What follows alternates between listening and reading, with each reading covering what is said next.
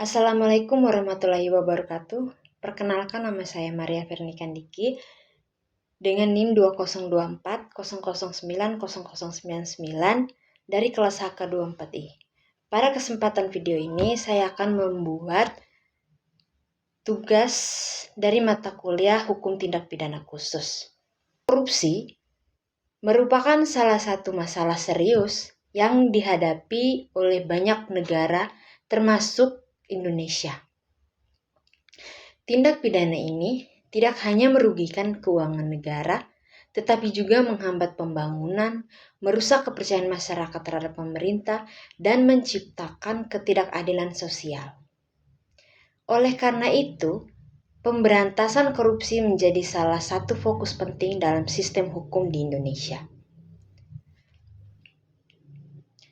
Masuk pada pembahasan yang pertama. Perkembangan sejarah pengaturan pemberantasan korupsi di Indonesia. Jika dilihat dari sejarahnya, pengaturan mengenai pemberantasan korupsi di Indonesia mengalami perkembangan dari waktu ke waktu. Perubahan tersebut terjadi karena bentuk dan cara melakukan korupsi semakin kompleks, sehingga membutuhkan aturan hukum yang lebih kuat. Pada masa awal kemerdekaan, tindak pidana korupsi belum diatur secara khusus.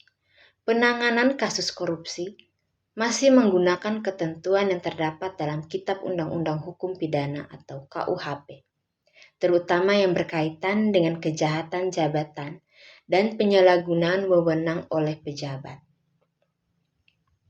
Kita masuk dalam sejarah perkembangan korupsi di Indonesia.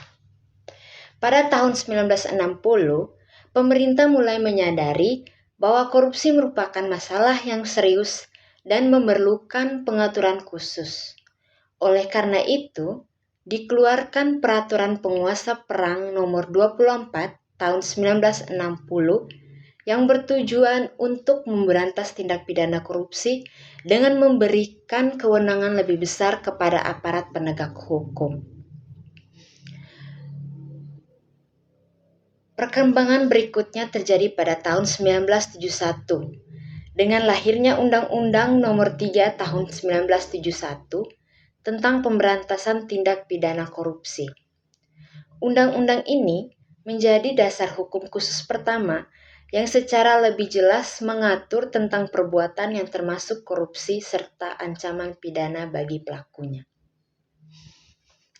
Selanjutnya, setelah era reformasi, pada tahun 1998, pemerintah kembali memperbarui regulasi korupsi karena undang-undang sebelumnya dianggap belum efektif dalam memberantas korupsi.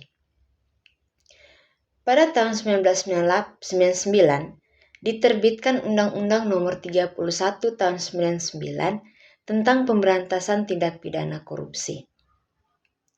Undang-undang ini memperluas definisi korupsi serta memperberat sanksi pidana bagi para pelaku.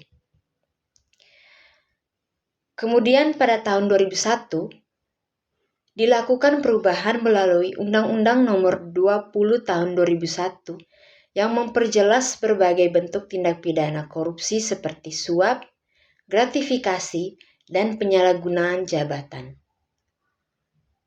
Perkembangan penting lainnya adalah pembentukan Komisi Pemberantasan Korupsi atau KPK pada tahun 2002 yang bertujuan untuk memperkuat upaya pemberantasan korupsi karena lembaga penegak hukum sebelumnya dianggap belum efektif dalam menangani kasus korupsi. Dari perkembangan tersebut, dapat disimpulkan bahwa perubahan regulasi korupsi di Indonesia terjadi karena kebutuhan untuk menyesuaikan hukum dengan perkembangan bentuk korupsi serta untuk memperkuat mekanisme penegak hukum. Kemudian kita masuk pada pembahasan mengapa korupsi termasuk tindak pidana khusus. Korupsi dikategorikan sebagai tindak pidana khusus karena memiliki karakteristik yang berbeda dengan tindak pidana biasa. Pertama, Korupsi umumnya melibatkan penyalahgunaan kekuasaan atau jabatan oleh seseorang yang memiliki kewenangan tertentu. Artinya, pelaku korupsi seringkali adalah pejabat publik atau pihak yang memiliki akses terhadap pengelolaan keuangan negara. Yang kedua, korupsi menyebabkan kerugian terhadap keuangan negara atau perekonomian negara yang berdampak luas bagi masyarakat. Kerugian tersebut dapat menghambat pembangunan dan mengurangi kesejahteraan masyarakat. Yang ketiga, korupsi sering dilakukan secara sistematis dan terorganisasi, sehingga sulit dibuktikan menggunakan mekanisme hukum pidana biasa.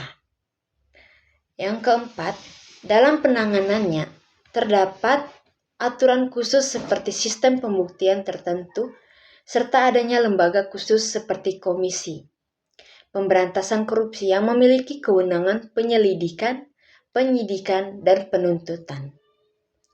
Karena berbagai karakteristik tersebut, maka korupsi tidak hanya dianggap sebagai tindak pidana biasa, tetapi sebagai tindak pidana khusus yang memerlukan pengaturan dan penanganan khusus dalam sistem hukum.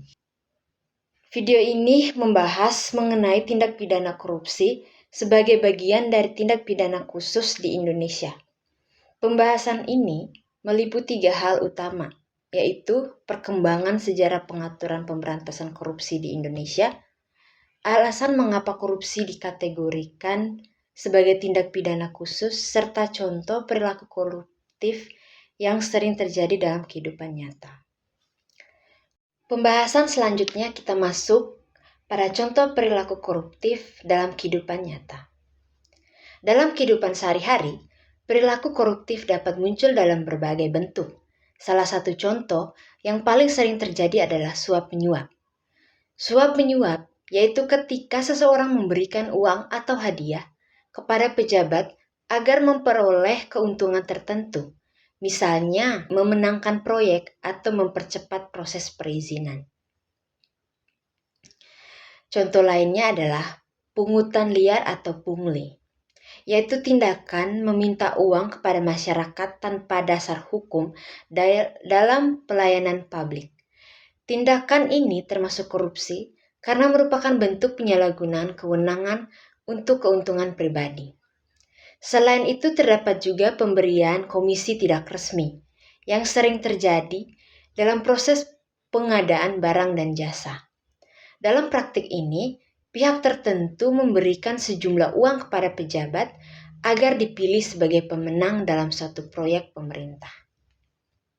Adapun contoh lainnya adalah penyalahgunaan jabatan, yaitu ketika seorang pejabat menggunakan kekuasaan atau kewenangan untuk kepentingan pribadi, misalnya dengan mengalihkan anggaran negara untuk kepentingan tertentu. Perilaku-perilaku tersebut memenuhi unsur tindak pidana korupsi karena mengandung unsur penyalahgunaan kewenangan, adanya keuntungan pribadi, serta menimbulkan kerugian terhadap keuangan negara.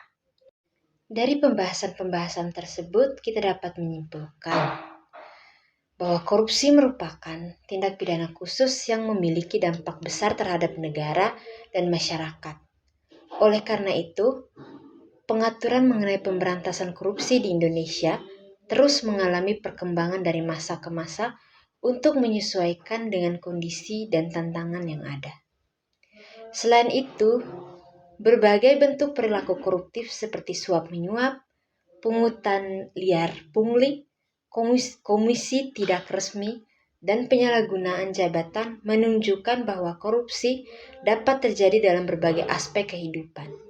Oleh karena itu, diperlukan penegakan hukum yang tegas serta kesadaran masyarakat untuk bersama-sama mencegah dan memberantas korupsi. Sekian video presentasi dari saya. Terima kasih. Wassalamualaikum warahmatullahi wabarakatuh.